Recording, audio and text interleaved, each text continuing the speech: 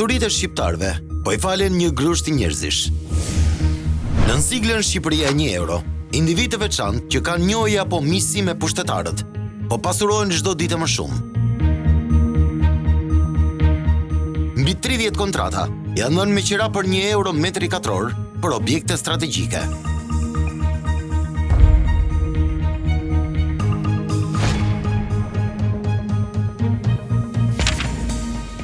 Si u ndryshuan përfituesit e kësaj nisme nga investitorët e huaj tek biznesmenët shqiptar? Përse vendi ynë nuk ka një regjistër të pasurive publike që mund t'i jepen me qira?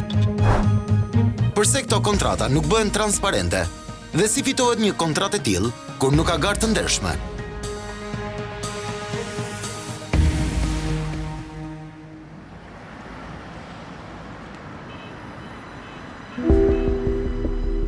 Ekonomia në vend është ndeshur me mjaft nisma nga qeveri të ndryshme. Ajo që shkaktoi shumë debate dhe kurreshtje ishte nisma Shqipëria 1 euro. Për herë të parë, si ide u hodh nga ish kryeministri Berisha, në gusht të vitit 2006, vetëm një vit pas ardhjes në pushtet. Do t'u ofrohet toka me 1 euro. Do t'u ofrohet kualifikimi i punëtorëve me 1 euro. Do t'u ofrohet ujë teknologjik me 1 euro. Do t'u ofrohen shërbime të tëra të tjera me 1 euro. Do t'u ofrohet regjistrimi i biznesit me 1 euro. Do t'u ofrohet hyrja në Shqipëri me 1 euro. Vetëm në këtë mënyrë ne do mund të realizojmë për këtë vend kaq të varfër standardet e Bashkimit Evropian, projektit ëndër të këtij shekulli për shqiptarët. Nisma 1 euro kishte në fokus përmirësimin e klimës së biznesit dhe shndrimin e Shqipërisë në një vend atraktiv për investitorët e huaj. Asetet të cilat kanë qenë të papërdorura dhe që mund të ofrohen përsëri, si toka, terrene, ndërtesa, magazina shtetërore, do të futeshin në qarkullimin ekonomik kundrejt një qiraje simbolike. Kjo do të ndihmonte shumë në thithjen e investimeve të huaja, në rritjen e aktivitetit prodhues, në zgjerimin e vendeve të punës dhe në veçanti në rritjen e eksporteve. Sipas inventarëve që disponoheshin atë kohë, në Shqipëri ishin më shumë se 125.000 hektar tokë e vënë në dispozicion për procesin e shpërndarjes tek fermerët, por që nuk ishin përdorur. Reagimi i parë për këtë nisëm erdhi krejt natyrshëm nga politika. Kryetari i opozitës Edi Rama në atë kohë e kundërshtoi. Kjo është një marrëzi e radhës, tamam e pa imagjinueshme, dhe kur nuk e imagjinon dot kryeministri që çfarë nuk ka imagjinuar, imagjinoni tani sa mund ta imagjinojmë ne të tjerët. Nisma 1 euro ishte një nisëm me synimin për të tërhequr investitorët për të drejtuar kapitalet e tyre në Shqipëri. Por si shumë nisma të tjera, edhe kjo nuk është se dha rezultatet e pritura. Pas 6 vitesh të lançimit të nismës 1 euro në vitin 2012, kryetari i Partisë Socialiste Edi Rama, gjatë një tryeze për çështjet ekonomike, tha se nisma Shqipëria 1 euro nuk solli asnjë rezultat. Nuk ka sjell asnjë rritje të punësimit Shqipëria 1 euro. Nuk ka sjell asnjë rritje të punësimit Shqipëria superfuqi e vogël energjetike. Nuk ka sjell asnjë rritje të punësimit krijimi në letër i 8 zonave të lira ekonomike. Nuk ka sjell asnjë rritje të punësimit i ashtu quajturi boom turistik i Shqipërisë. Nuk ka sjell asnjë rritje të punësimit, as mbjellja imagjinare e miliona udhënive. Nuk ka sjell rritje të punësimit, as taksa e sheshtë. Më herët, edhe Rion Braçi u tregua mjaft i ashpër me nismën e ndërmarrë nga kundërshtarët politik. Ai e cilsoi nismën shitje të vendit.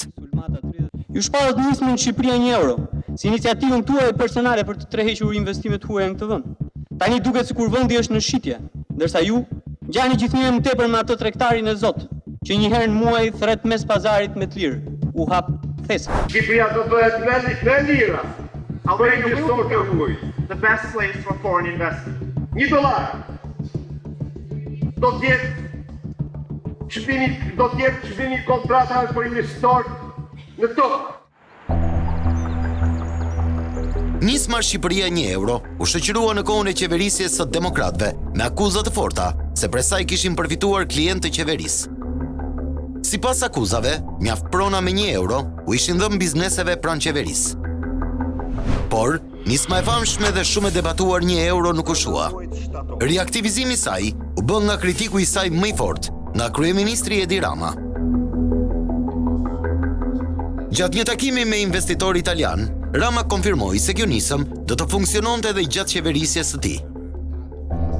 Noi toglieremo il costo dell'affitto e affitteremo a 1 euro indipendentemente dalla quantità dei metri quadri che saranno a disposizione di un'impresa per costruire la sua infrastruttura. Solo 1 euro. Natyrisht duhet kujtojmë që zoti Rama dhe Partia Socialiste, kur ishin opozit, e kanë kundërshtuar aso kohe këtë nismë për Shqipëria 1 euro, por ishin atë pata vetë që e ripërfshin në programin e tyre qeverisës 2013-2017. Secila parti në momentin që është në opozit e shan, por po ai sa e shan, në momentin që është në pozit e përdor në mënyrë që të aktivizojë.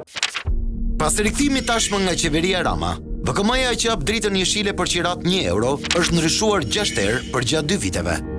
Brenda një viti nga reaktivizimi i nismës Shqipëria 1 euro, Ministria e Ekonomisë në atë kohë lidhi kontrata me 15 kompani, 14 prej tyre fasone dhe vetëm njëra shoqëri prodhimi.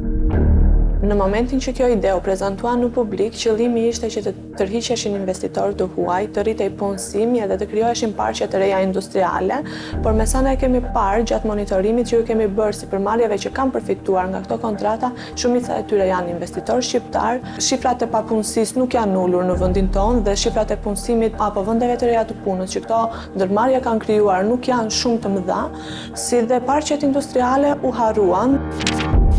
Në 2017 janë dhënë 3 kontrata brenda një dite të vetme, të gjitha në tarifën 1 euro.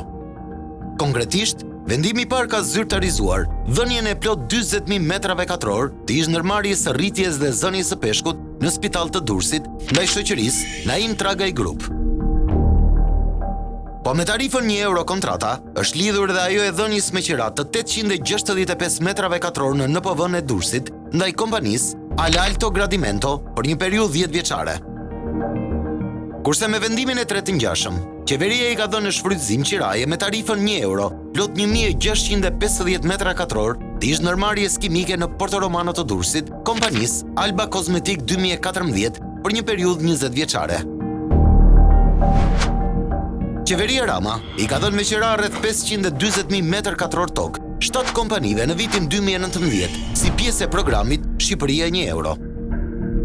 Po se çfarë ka ndodhur me këto kompani që kanë përfituar nga pasuritë publike të shqiptarëve, do analizojmë pak më poshtë. Ato kanë një favor për arsye se marrja një sipërfaqe apo një ambienti të tillë tregon që ke vëmendjen e posaçme të qeverisë, pra si ka një paketë shoqëruese me zyrtar përkatës. Tani, le të shohim se si mund të përfitoj një biznes nga kontrata Shqipëria 1 euro. Pasuritë shtetërore, me sipërfaqe mbi 500 metër katror, u jepen të tretëve dhe me kontrata qiraje me tarifë simbolike 1 euro. Kjo kur një subjekt propozon që aty të zhvillojë aktivitete prodhuese industriale në nivele investimi mbi 10 milion euro, apo edhe veprimtari të regjimit fason. Kështu citohet saktësisht në ligjin përkatës, i cili zyrtarizoi nismën Shqipëria 1 euro disa vite më parë si e tillë. Po me një tarifë të tillë, jepem mjedise për kryerjen e investimeve në vlerë mbi 2 milion euro për veprimtari në fushën e sportit, kulturës, turizmit dhe trashëgimisë kulturore, por edhe të natyrës sociale. Sikundër, ligji parashikon që edhe të gjithë sipërmarrësve të eceve që marrin iniciativën për krijimin e burimeve të reja të energjisë së rinovueshme, shteti u ofron truallin vetëm për 1 euro deri në fund të periudhës së kontratës koncesionare prej 35 vjetësh. Duhet të theksohet se kjo nisëm nuk është shqiptare. Ajo është aplikuar edhe nga vende të tjera në zhvillim. Problemi me implementimin e saj në vendin tonë qëndron në mungesën e transparencës. Ne nuk kemi regjistër të bërë publik të pasurive që mund të jepen me qira 1 euro. Ministria e Financave dhe Ekonomisë, që do të bëjt ishte institucioni përgjegjës, nuk e ka një databazë me të gjitha pronat apo pasuritë shtetërore, të cilat janë të lira dhe mund t'i ofrohen me qera për tarifën simbolike prej €1, për sipërmarrje të cilat mund të jenë të interesuara dhe përmbushin kushtet të cilat janë të pasqyruara në VKM. Në të njëjtën kohë, nuk bëhet transparencë për mënyrën se si fitohet kjo kontratë. Nuk dihet nëse ka një garë të mirëfillt apo përfituesit janë të preferuarit e pushtetit. Pyetja është, a ka vullneti një shtet, një qeverisje, një forcë politike që qeveris të bëjë të mundur, domethënë, që ky proces të jetë proces transparent, mos jetë një proces klientelist, mos jetë një proces që favorizon të përqyerit e një force politike e cila është tashmë forcë qeverisëse. Madje në kaq vite që aplikohet kjo nisëm, nuk kemi dëgjuar edhe as nuk kemi të dhëna zyrtare se një kontratë e tillë është prishur. Ne kemi pyetur Ministrinë e Financave dhe Ekonomisë dhe na është thënë që asnjë subjekt nuk është prishur kontrata në mënyrë të njëanshme nga Ministria e Financave dhe Ekonomisë për shkak të mos respektimit të kushteve të kontratës. Por nga ana tjetër, Kontrolli i Lartë i Shtetit në vitin 2017 ka bërë një monitorim dhe për vetëm 10 subjekte të cilat kanë përfituar nga kjo nismë, ai ka konsideruar dhe ka evidentuar që është një dëm prej 20 milion dollarësh në buxhetin e shtetit shqiptar. Kjo do të thotë që megjithse ka pasur mos respektim të kushteve të kontratës, përfitime për subjektet dhe mungesë të ardhurave në buxhetin e shtetit, sërish nga ana e ministrisë apo institucioneve nuk është bërë shkëputja e këtyre kontratave për shkak të mos respektimit të kushteve të tyre. Në këto kushte, pikpyetja që vjen natyrshëm është nëse po i shërben shoqërisë dhe ekonomisë së vendit nisma €1. Apo ndoshta, ky është një truk për të shpërblyer bizneset pranë partive politike. Ne jemi duke monitoruar kontratat e 5-vjeçare të fundit për sa i përket programit Shqipëria €1 dhe shikojmë që është mjaft problematike sa i përket menaxhimit dhe transferimit të aseteve të patundshme që janë tashmë në pronësi të taksapaguesve shqiptar, të shtetasve shqiptar. Qofshin këto në pronësi të institucioneve që janë të mbrojtjes, të Ministrisë së Mbrojtjes, të ushtrisë, apo edhe asetet të tjera që janë ish vepra industriale të vendit. Shikojmë që ka transferime të shpejta, transferime të cilat nuk i bëhet një studim i mirë ligjor, sikurse dhe një studim i mirë planeve të biznesit. Dhe mendoj që shpesh herë na vijnë biznese të cilat më shumë se sa investitor të vërtet, janë biznese të cilat kanë gjetur një shteg për ta pasur mirë me qeverinë. Mos them që në ndonjë rast duket sikur shfaqen si profile mbështetësit të mirëfill të qeverisë, apo dhe donator të forcave politike të cilat më vonë kthehen forca qeverisëse.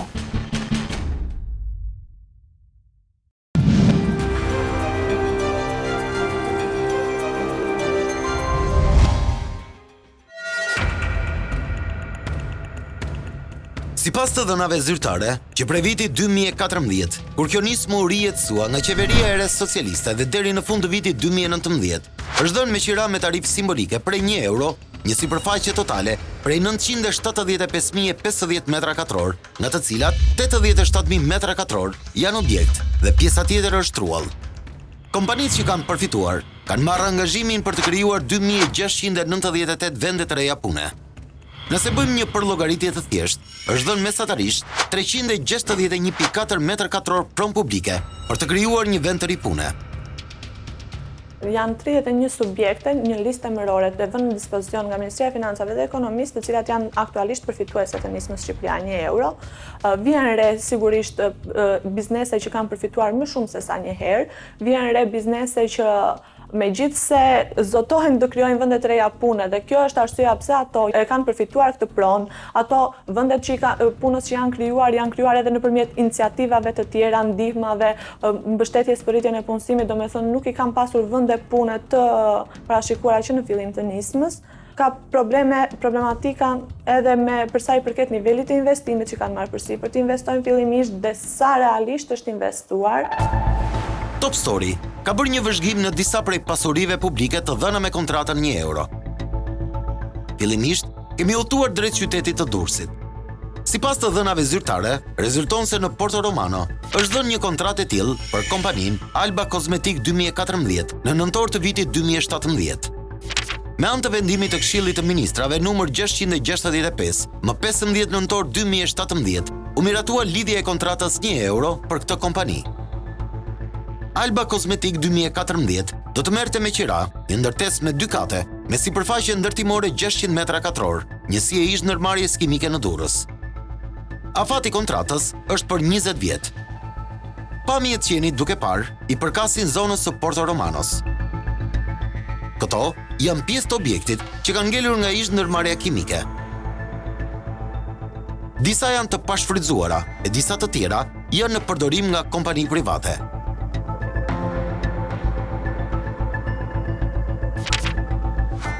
Në vitin 2016, një vit para se të përfitonte kontratën 1 euro, ka shtuar edhe prodhimin edhe ambalazhimin e bombulave të gazit. Duke u lumtuar historikun e kësaj kompanie, zbuluam që është vënë 2 herë sekuestro konservative. Një herë 6 muaj para se të përfitonte nga kontrata 1 euro dhe herën tjetër, 1 muaj pasi fitoi këtë kontratë. Qëllimi i kësaj kontrate ishte ushtrimi i aktivitetit prodhues të bombulave të aerosolit dhe mbushjen e tyre me produkte si dezinfektues, artikuj të kozmetikës personale, artikuj pastrimi e të tjerë. Kjo kontratë është e vlefshme për një periudhë 20 vjeçare. Shoqëria ka parashikuar të investojë në objekt rreth 53 milion lek.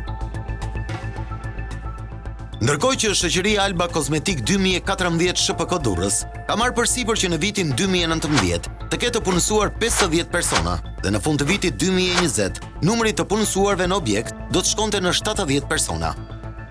Kjo kompani ka përfituar nga qiraja simbolike, duke premtuar se do të hapë 70 vende pune.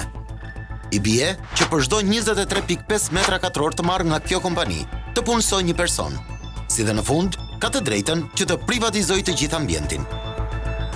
Kushtet për investim janë minimaliste. Pra ti kërkosh një kompanie të cilat i ke dhënë hektar të tërë prona të ish fabrikave apo ish reparteve ushtarake, thjesht të shtoj 100 apo 70 apo 80 punonjës të cilët nuk bëjnë ndonjë punësim të kualifikuar ose punësim i cili ka të bëjë me një sektor me rritje të madhe, po bëjnë thjesht një fasoneri apo një përpunim produkti ushqimor etj. Duket sikur e humbet pak vlerën e investimit strategjik. Dhe kriteret që janë vënë duket që kanë qenë minimaliste, gati dhe favorizuese, mund të them, për subjektin që e ka marrë këtë punë për ta bërë kundrejt shpërblimi. Një tjetër kompani që ka përfituar nga kontrata 1 euro është edhe Takshoz. Kjo kontratë është lidhur po në 15 nëntor të 2017-s. Në atë kohë, kompania e kishte emrin Alalto Grandimento dhe ka si objekt prodhimin e këpucëve. Godina që jeni duke parë i përket ish-ndërmarrjes së prodhimit në Durrës. Nëse sheh nga jashtë, kupton se nuk janë bërë investime dhe është lënë në arrez. Katin e parë të kësaj godine e ka marrë kompania në fjalë që ushtron aktivitet fasonerie.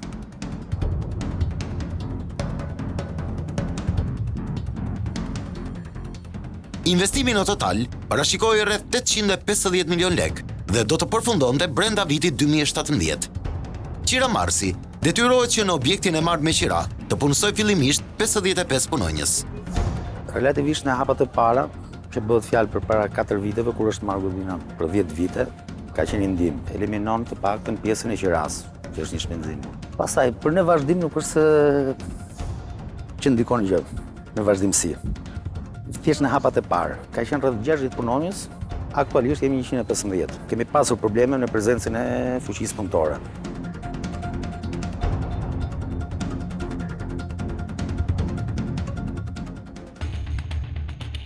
Një tjetër kompani që ka përfituar në 2017 nga kontrata 1 euro është edhe Naim Tragaj Group. Kjo kompani ka marrë sipërfaqe prej 40.000 metra katror të pasurisë, vaskat e ish-ndërmarrjes së rritjes dhe zënies së peshkut, Spital Durrës. Qëllimi i kësaj kontrate është për të ushtruar veprimtari të agrobiznesit, si grumbullim, përpunim dhe shitje të produkteve bujqësore, nëpërmjet ngritjes së një kompleksi të madh për grumbullimin, përpunimin dhe shitjen e produkteve bujqësore, agrokulturore dhe pemtarisë. Për ndërtimin e kompleksit, mendohet të investohen mbi 311 milion lek dhe të përfundojë brenda vitit 2023. Faza e parë e investimit ishte parashikuar të ishte rreth 150 milion lek dhe të realizojë brenda vitit 2021. Kjo vlerë investimi do të konsistonte në ndërtimin e magazinave për produktet, 2/3 e hapësirës rrethuese, 2/3 e hapura, si dhe pjesërisht ambientet shoqëruese. Këtu ndodhemi në zonën e vaskave të ish-ndërmarrjes së zënies dhe rritjes së peshkut. përveç rrethimit, nuk shihen ende ndërtime për funksionin për të cilin është dhënë. Kriteret vendosen në mënyrë të paracaktuar, preferenciale për të përzgjedhur atë firmë, atë kompani, atë individ i cili natyrisht ka arritur edhe në gjuhën popullore një pazar paraprak me ofiqarin e Ministrisë së Linjës dhe ku natyrisht është edhe pjesa që tashmë ka hyrë dhe në anekdotat popullore e 20 apo 30% që i përket tarafit apo pjesës së rishfetit apo korrupsionit. Qiramarsi duhej që deri në fund të 2019-s të punësonte 28 persona. Deri në fund të vitit 2020 duhet të kishte të punësuar 36 punonjës të rinj dhe deri në 2023 numri të punësuarve të shkojë deri në 157. Kësaj kompanie janë dhënë mbi 254 metra katror për një vend pune. Megjithatë, mbetet ende për të parë nëse kompania do të realizojë investimet për të cilat është zotuar. Nuk kanë qenë efektive dhe nuk kanë qenë në përputhje me synimin fillestar të nismës që ishte ta bënte Shqipërinë vendin më konkurrues në rajon për thithjen e investimeve të huaja. Në qytetin e Fierit janë dhënë 2 kontrata me vlerën simbolike 1 euro. Kompania e parë fituese është një fasoneri, kontrata e të cilës është lidhur në vitin 2014. Kësaj kompanie janë dhënë mbi 12.000 metra katror nga ish ndërmarrja gjeofizike e patosit. Kontrata e lidhur me Tur Tekstil është për 20 vjet.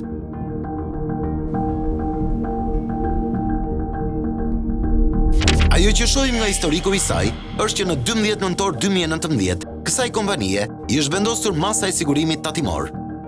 Masë e cila është hequr në 25 nëntor 2019 pasi kompania ka paguar detyrimin tatimor.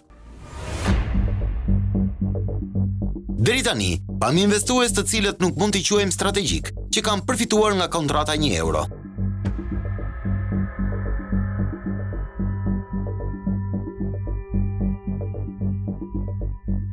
Por, qyteti Fierit duket se ka patur mundësit që në vitin 2019 t'i afrohet një investitor strategjik, Jura Corporation Albania SPK.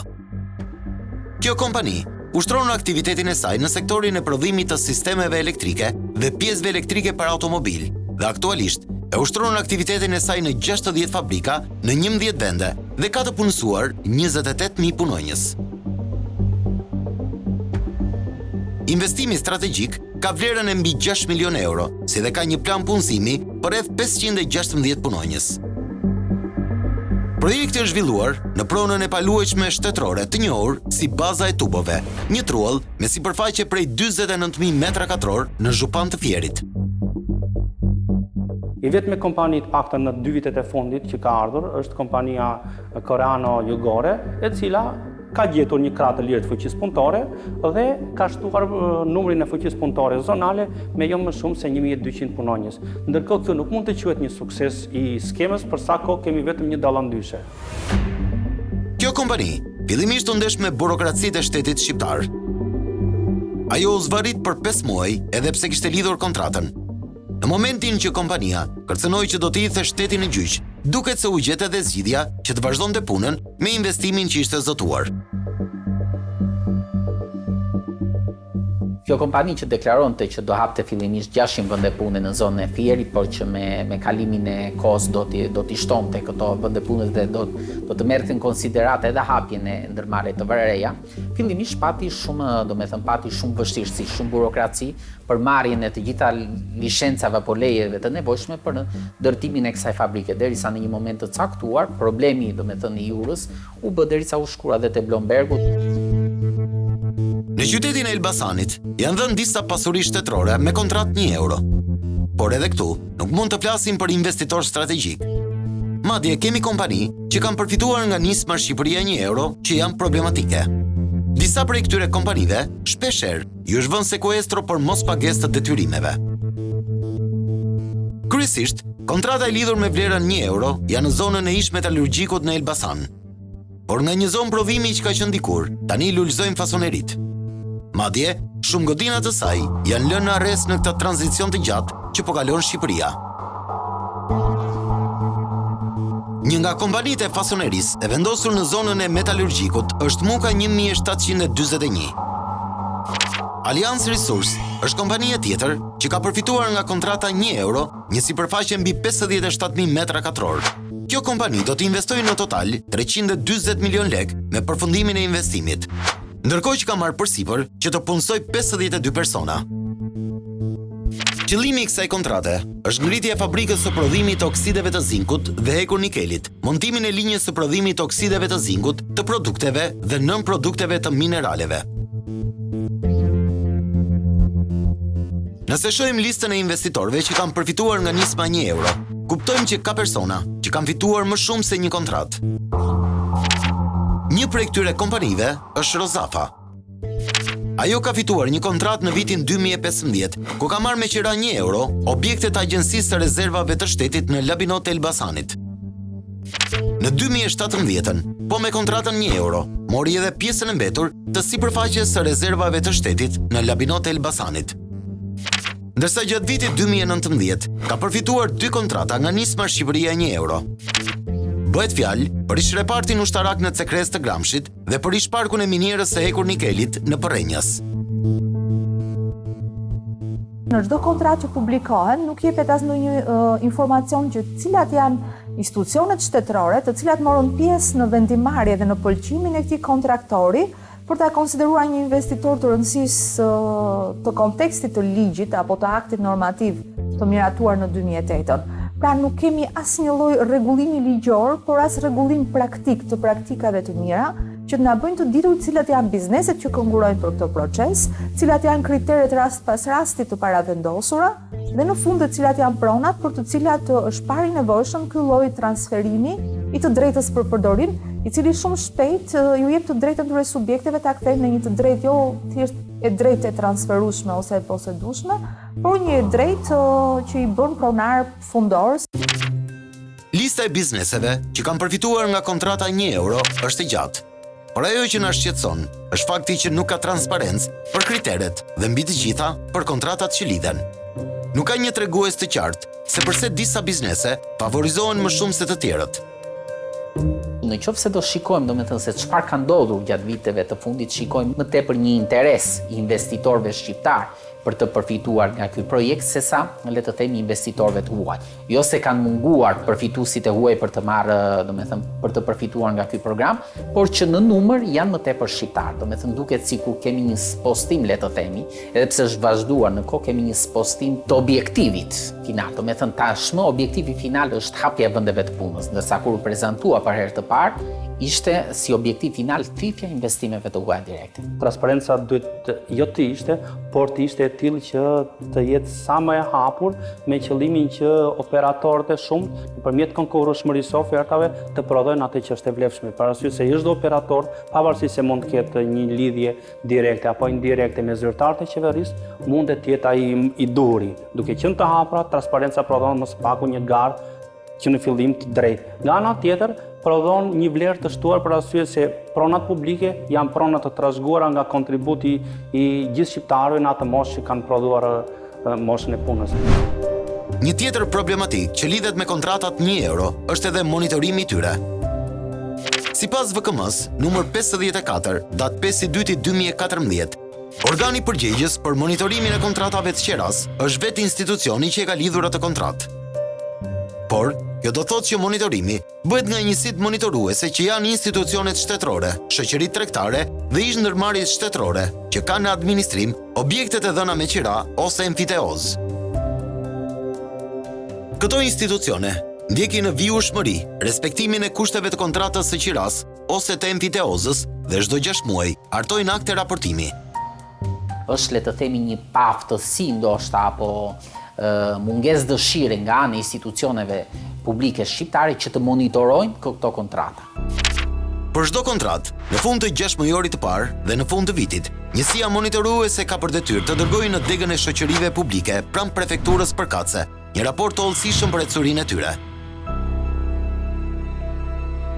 Degët e shoqërive publike pranë prefekturave, në momentin që marrin në dorëzim raportet, duhet të krijojnë regjistrin për përdorim nga të tretët të pronës publike. Mbi bazën e të dhënave të regjistrit, bëhet përmbledhje të gjitha kontratave që ka ajo prefekturë. Kjo përmbledhje dërgohet në Ministrinë e Ekonomisë dhe Financave dhe në fund bëhet një përmbledhje në rang vendi për të gjitha kontratat me tarifë simbolike që janë lidhur nga çdo institucion. Duke qenë se ky institucion që e ka lidhur si kontratë, fillimisht mund të ketë problematik me monitorimin për shkak të mungesës të kapaciteteve njerëzore apo të aftësisë për ta monitoruar, por nga ana tjetër është shumë lehtësisht i shantazhueshëm ose i korruptueshëm nga ndërmarrjet të cilat e kanë lidhur kontratën, kështu që kjo skemë nuk është shumë efektive dhe do duhet të kishte hallka të tjera mbikëqyrëse apo edhe monitoruese për ta bërë një monitorim efektiv të kushteve të kontratës nëse janë respektuar të gjitha sipas pikave të caktuar apo jo. Kjo skemë monitorimi ka dy probleme themelore.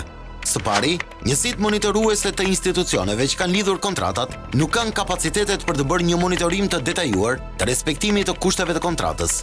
Ndërkohë, institucionet më të specializuara, si prefekturat apo Ministria e Financave dhe Ekonomisë, i marrin këto të dhëna të mirëqëna dhe nuk bëjnë asnjë verifikim të tyre. Së dyti, institucionet që kanë lidhur kontratat janë në kontakt të drejt për drejt me qeramarrësit dhe mundësitë e korruptimit apo të ndërhyrjeve nga subjektet që kanë përfituar kontratat janë shumë të mëdha. Duhet parë me skepticizëm se kush janë procedurat e tenderimit dhe mandej se si verifikohet që janë bërë investimet e dura, sepse duhet sipas ligjit bësh investimet caktuara, edhe tani që po flasim për hotelet Tel Aviv me 5 yje apo për investimet Bregdet, duhet një vlerë që të jetë minimumi 5 milion euro dhe që duhet shkojë deri në 50 milion euro për investitorët kryestrategjik. Nëse këto vlera nuk janë materializuar, pra nëse fjala bie ti ke marrë një gjë dhe nuk e bër portin me të cilën ke rënë dakord, nuk e hapur vendet e punës të cilat janë parashikuar në kontratën fillestare, nuk e investuar në remont, në kapital e tjera me radhë, atëherë natyrisht shteti ka të gjithë drejtën ta pezullojë këtë kontratë apo ta anullojë kontratën dhe natyrisht nuk ka gjykat, mendoj, as arbitrazh, qoftë ky brenda vendit apo ndërkombëtar, që mund të penalizojë shtetin shqiptar.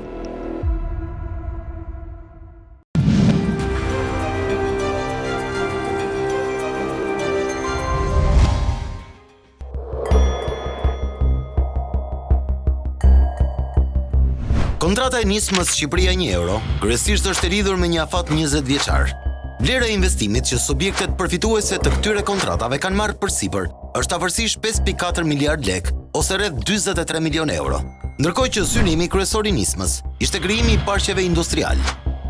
Parashikohej se do të ndërtoheshin minimalisht 6 parqe të tillë në Shkodër, Tiranë, Durrës, Fier, Elbasan dhe Vlorë.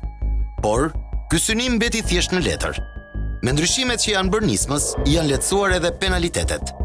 VKM numër 54 e vitit 2014 ka ndryshuar 6 herë brenda 2 vitesh. Do të thotë është vazhdimisht është updateuar, është përshtatur ndoshta në këndvështrimin ton në bazë të kërkesave apo subjekteve të interesuara duke u përshtatur kushteve të tyre, sepse për shembull tani nuk është më vetëm si nismë për të thithur investitorët e huaj apo për bizneset, por edhe për organizata jo fitimprurëse.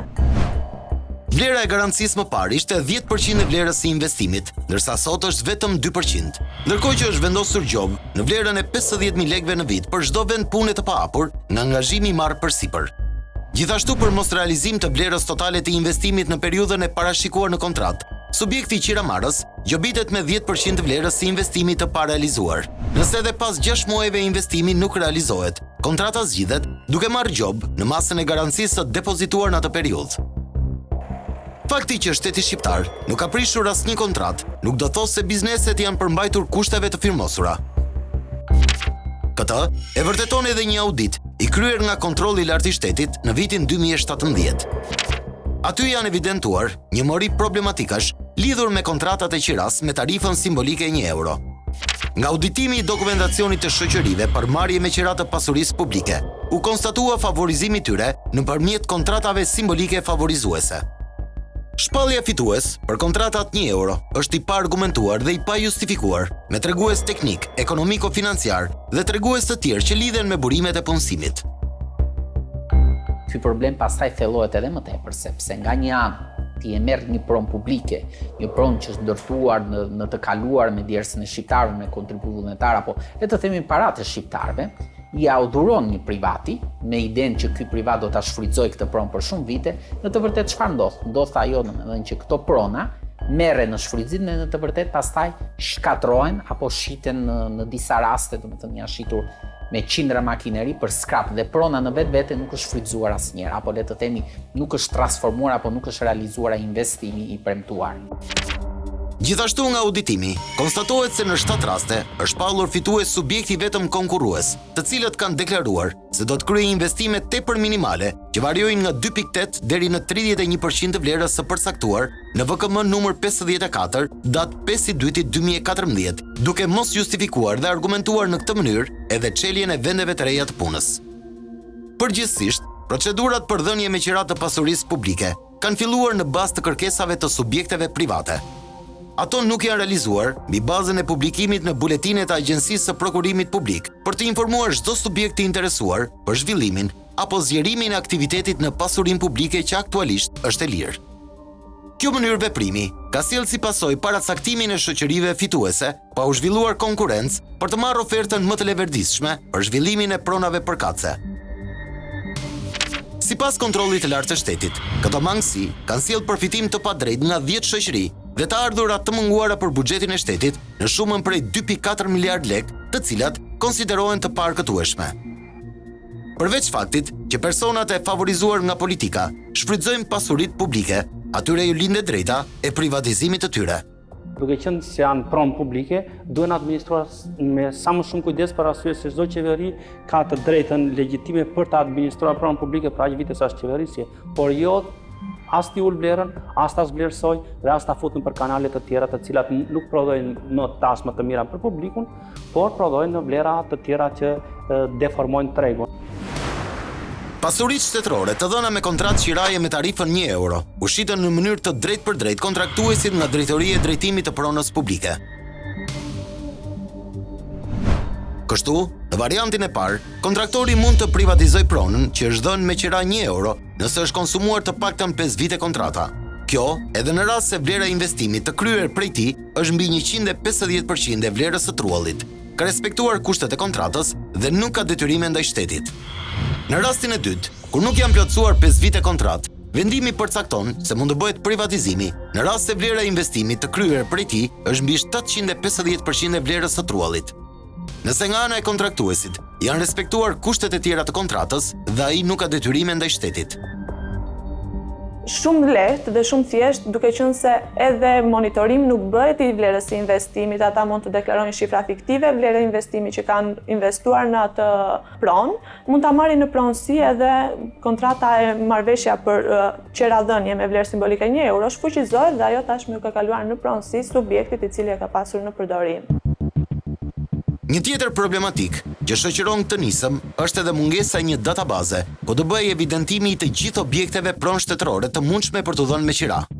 Të gjitha këto asete publike duhet të promovohen në formë elektronike para bizneseve vendase apo të huaja, si një mundësi për zhvillimin e aktivitetit ekonomik të vendit. Nuk kemi asnjë të dhënë çfarë ndodh me këto prona.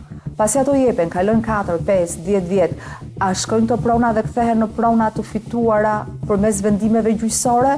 Sepse legjislacioni civil ja njeh atij i cili subjektit i cili ka të drejtën e përdorimit të një prone dhe mundësinë që ai pas një investimi të caktuar ta kthejë në pronë të personit ose pronë të subjektit të shoqërisë ekonomike.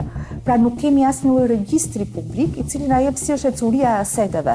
Nuk kemi një hartë të aseteve që janë dhënë në përdorim përmes kontratave Shqipëria 1 euro.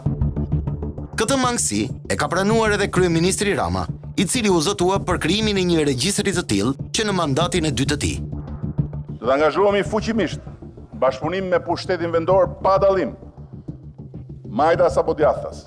Një strukturë e posaçme do të bëjë inventarin e pronave të shtetit, që nga rrugët që janë ende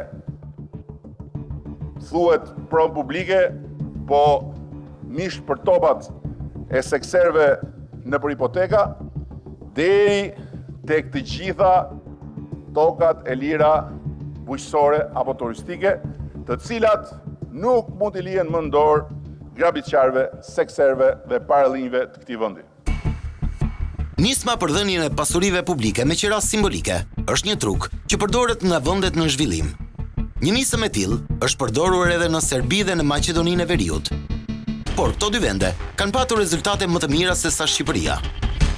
sistemi nuk mjaftohet thjesht që ti t'japësh sa çmime të ulta, por kërkon që të përmirësosh pikërisht ato lloj cilësish që përmendën në indeksin e Doing Business, indeksin e antikorrupsionit dhe në indeksin e konkurrueshmërisë ekonomisë. Pra, duhen një konglomerat elementësh për ta bërë investitorin të vi. Dhe kjo duket shumë kollaj nëse ne hedhim syt për rreth në vende që janë fqinje me ne, që nuk kanë pozicionin kaq të favorshëm sa ne kemi, por që e përdorim pak në aspektin e produktivitetit ekonomik, dhe nga ana tjetër ne akoma nuk kemi shkëputur nga konkurenca nëpërmjet krahut të lirë të fuqisë punëtore, se e shikojmë te pjesa e call centrave, te fasoneria, të cilat janë tregues apo prapambetje një ekonomie që tashmë duhet të ishte tejkaluar, dhe ne duhet të ishim futur në një fazë tjetër, në një fazë të një ekonomie me modele të konkurrueshme siç kanë në vendet e zhvilluara. Ndryshueshmëria e VKM-s në përgjithësi e legjislacionit fiskal është një thëmbra e akilit e mungesës investimeve të huaja konstante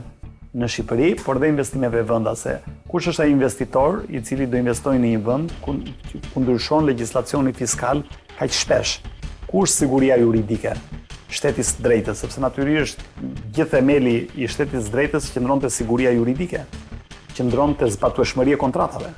Nëse ti nuk ke siguri juridike sepse legjislacioni ndryshon në mënyrë të shpeshtë, nëse ti nuk ke besim te vendimet e gjyqësorit, të cilat shpesh jepen në mënyrë preferenciale apo jepen në mënyrë korruptive, atëherë cili investitor serioz, qoftë ky vendas apo i huaj, do guxonte të investonte veçanërisht në investime strategjike të cilat kërkojnë një kapital të konsiderueshëm për të investuar në fazën e tij fillestare.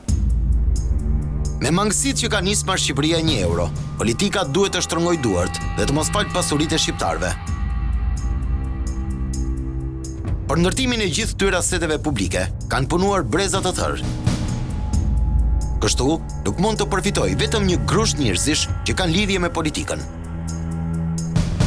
Nëse këto pastaj nga ana tjetër do jepeshin në formë klienteliste, në formë tarafi, ku do të mbizotronin karakteristikat e shtetit neopatrimonial, atëherë kjo do ishte në dëm të ekonomisë Shqipërisë dhe në përfitimin e vetëm një grushti individësh. Nuk mund të japim më pronat me këto kritere ligjore kaq defektoze dhe me këto kritere ligjore të cilat nuk na garantojnë investitor strategjik, por na garantojnë disa investitorë ose disa biznese klienteliste dhe të preferuara të familjes politike në pushtet.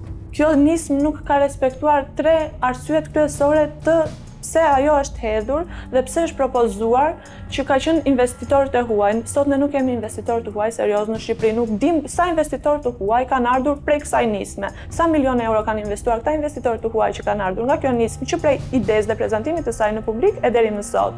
Nuk dim se sa vende të reja pune janë hapur, sigurisht aty është një shifër, por ideja ishte e kësaj nisme që të ulte papunësinë, ndërkohë që ne sot në shifrat e papunësisë nuk kemi ndonjë ulje drastike të papunësisë në vendin tonë prej kësaj nisme. Sigurisht edhe parqet industriale, zonat e lira ekonomike gjithmonë kanë qenë premtime, por sot ende as një park industriale, as një zonë të lira ekonomike nuk kemi investime serioze dhe nuk kemi rezultat të nismës në fjalë.